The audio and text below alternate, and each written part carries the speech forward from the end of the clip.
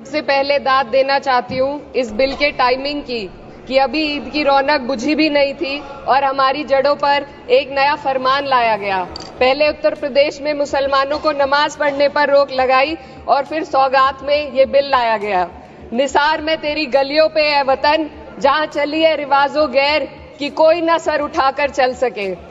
मैं सभापति जी आपको ये बताना चाहती हूँ कि ईद के मौके पर एक विधवा महिला अपनी लड़की के साथ मेरे पास आई और उसने बताया कि वह एक वक्फ की प्रॉपर्टी में रहती है, वही उसके सर पर छत का काम भी करती है और उसकी रोजी रोटी भी वहीं से आती है। वो इस बिल को लेकर इतनी फिक्रमंद थी कि कहीं उससे वो उसकी संपत्ति ना छीन ली जाए। वो अकेली एक ऐसी महिला नहीं है, ऐसे लाखों लोग हैं जो वक्फ की गरीब महिलाएं जो वक्फ की संपत्ति से अपना रोजगार चला रहे हैं। और ये जो वक्फ बाय यूजर क्लॉज के हटाने से लाखों वक्फ की जायदाद अपना स्टेटस खो देंगी और लाखों लोग इसी तरीके के लोग सड़कों पर आ जाएंगे। वक्फ क्या है, वक्फ बाय यूजर क्या है? इसका ये मतलब है कि कोई जायदाद अगर सालों से दीन और भलाई के कामों के लिए इस्तेमाल हो रही हो तो वो खुद ब खुद वक्फ मानी जाएगी। हिंदुस्तान की अदालतों ने भी इस बात को तस्लीम किया है। वक्फ बाय यूजर सिर्फ वक्फ बोर्ड को ही मिली कोई खास सौगात नहीं है, ये बल्कि सभी अन्य धार्मिक ट्रस्टों को परंपरा और यूज के आधार पर बिना किसी डॉक्यूमेंटेशन के धार्मिक चरित्र को डिक्लेयर करने का राइट मिला हुआ है। भारत के संविधान के आर्टिकल 13 क्लॉज 3 में कस्टम और यूसेज को कानूनी वैधानिकता प्रदान करता है। इसी आर्टिकल से वक्फ बाय यूजर भी निकला गया है। इस बिल के कानून बनने पर वक्फ बोर्ड तो इस प्रोविजन से हाथ धो बैठेगा, लेकिन अन्य धार्मिक ट्रस्टों को यह सुविधा जारी रहेगी। इससे भारतीय संविधान के आर्टिकल 14 और 15 का सीधा उल्लंघन है, जो धर्म और जाति के आधार पर भेदभाव और कानून के सामने सभी की बराबरी पर जोर देता है।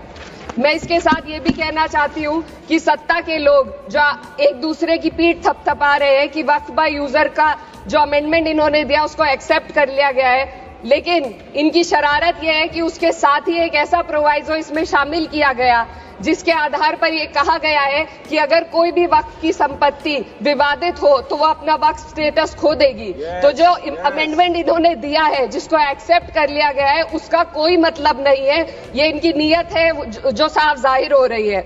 सोने पर सुहागा एक काम और किया है, सरकार ने वक्फ की कानून के सेक्शन 107 को हटाकर लिमिटेशन एक्ट में 12 साल तक ही किसी के खिलाफ अदालत में जाने का प्रोविजन है। सेक्शन 107 में बोर्ड को लिमिटेशन एक्ट से राहत मिली हुई थी। वक्फ बोर्ड कभी भी अवैध कब्जाधारियों के खिलाफ अदालत जा सकता था। अगर ये सेक्शन ना हो तो अवैध कब्जा करने वाले लोग कानूनी प्रक्रिया का फायदा उठाकर वक्फ की प्रॉपर्टी को हड़प सकते हैं। अन्य धार्मिक ट्रस्टों पर भी ये लिमिटेशन एक्ट लागू नहीं होती, तो फिर वक्फ बोर्ड के साथ ये सौतेला रवैया क्यों किया जा रहा है? धर्म को देखकर दोहरी नीति क्यों अपनाई जा रही है? सेक्शन 107 और वक्फ बाय यूजर को अगर एक साथ पढ़ा जाए तो इससे लाखों वक्फ की प्रॉपर्टी पर कब्जा किया जाएगा। इसलिए ये बिल मुसलमान की भलाई का नहीं बल्कि उनके वजूद और विरासत को मिटाने का बिल है। हिंदुस्तान में बहुत सारे धार्मिक ट्रस्ट हैं जिसमें उस खास मजहब के लोग शामिल होते हैं और उसका इंतजाम करते हैं, और ये बात समझ में आने वाली भी है क्योंकि जो व्यक्ति अपने मजहब के रीति रिवाज को जितना अच्छे से समझ सकता है किसी अन्य मजहब का व्यक्ति नहीं समझ सकता। आर्टिकल 26 क्लॉज 2 के तहत धार्मिक संप्रदायों को अपने मजहबी इदारों के एडमिनिस्ट्रेशन का हक देता है, लेकिन वक्फ बोर्ड के बारे में इसको उल्टा किया जा रहा है। Sir 2 minute sir please 2 minutes.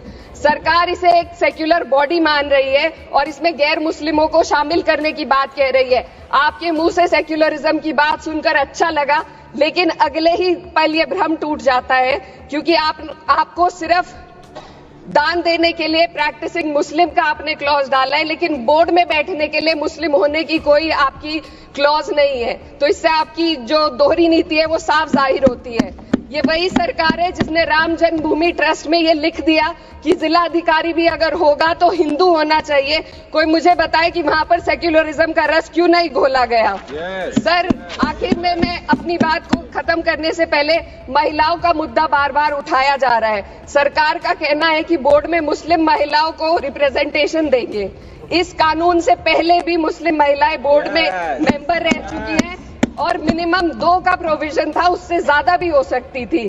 Sir मैं ये कहना चाहती हूँ कि सरकार ने महिलाओं के लिए ऐसा कौन सा नया काम किया जिसका ढिंडोरा सरकार का हर सदस्य पीट रहा है। इस बात की तायीद अगर आपकी तरफ से कोई मुस्लिम महिला करती तो हम उसका यकीन भी करते, लेकिन अफसोस आपकी इतनी लंबी कतार में एक भी मुस्लिम महिला नजर नहीं आती है।